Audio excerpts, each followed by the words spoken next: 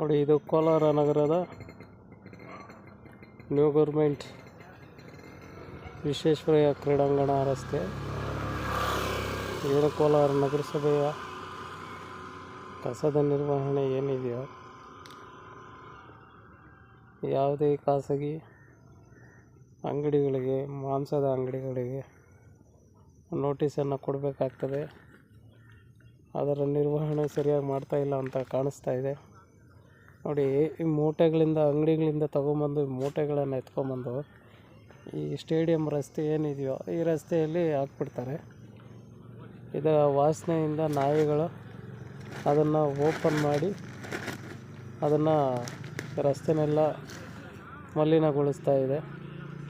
ಇದು ನಮ್ಮ ಕೋಲಾರ ನಗರದ ಪರಿಸ್ಥಿತಿ. ಮಾನ್ಯ ಪೌರಾಯುಕ್ತರು, ನಗರಸಭೆ ಕೋಲಾರವರವರು ಏನು ಕೊಟ್ಟಂಥ ದೂರುಗಳಿಗೆ ಮಾನ್ಯ ಯೋಜನಾ ನಿರ್ದೇಶಕರಿಗೆ, ನಗರಾಭಿವೃದ್ಧಿ ಕೋಶ ಕೋಲಾರವರವರಿಗೆ ವರದಿಯನ್ನು ಕೊಟ್ಟಿರ್ತಾರೆ.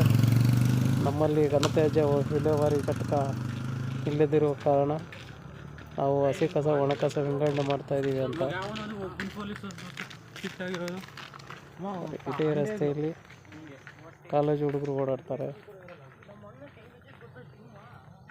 ಆದರೆ ಘನತ್ಯಾಜ್ಯ ವಿಲೇವಾರಿ ಇಲ್ಲದಿರುವ ಕಾರಣ ಅಂತ ವರದಿಯನ್ನು ಕೊಟ್ಟಿರುವ ನಗರಸಭೆ ಆಯುಕ್ತರು ಎಲ್ಲಿ ನಿರ್ವಹಣೆ ಆಗ್ತಾಯಿದೆ ಅಂತ ಈ ರಸ್ತೆಯನ್ನು ನೋಡ್ಬೋದು.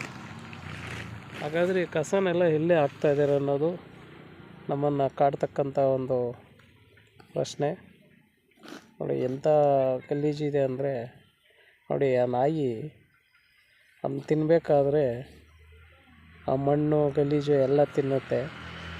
ಇದರಿಂದ ನಾಯಿ ಆಗ್ಬೋದು, ಹಸುಗಳಾಗ್ಬೋದು, ಸಂಬಂಧಪಟ್ಟ ಪ್ರಾಣಿಗಳಿಗೆ ಆರೋಗ್ಯದ ಮೇಲೆ ಪರಿಣಾಮ ಬೀರ್ತದೆ.